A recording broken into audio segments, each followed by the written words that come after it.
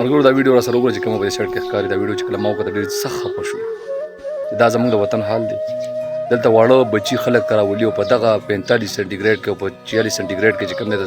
سور نور د پاسه کېنولي آیا دا من خلکو کې انسانیت نشته دا ویډیو وګورئ ډېر خفه شوم دا ویډیو مو وکړه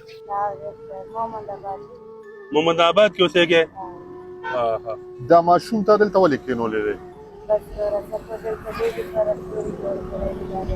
نه نو دا خو تل زیاتې کوي چې لکه په دې انور کې دی په دې ځمکه باندې څوک کېناستې نه شي او تا یو ماشوم کېنولی دی که نه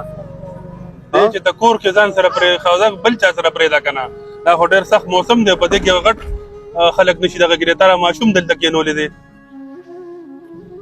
څومره بچي دي شته نور نو دې هغوی سره ولې نه پرېږدې واړه دي نو دې دلته تا ځان سره کېنولي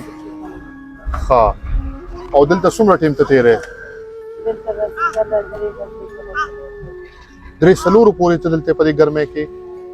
نه نو دلته کې خو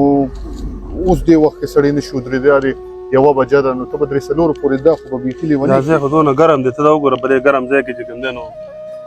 انسان څنګه وخت تېروي ته دا ګرم د ماشوم دپاره بل څه نشته ده چې د لاندې ورته کېدی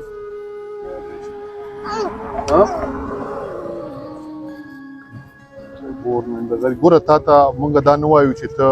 دا کار مه کوه یا ته خیر مه غواړه دا د الله له طرف نه تا باندې امتحان دی کم از کم د ماشوم سره دا حرکت نه دی پکار دا کوم چې ته د سره کوې دا ته ظلم کوې که نه مورې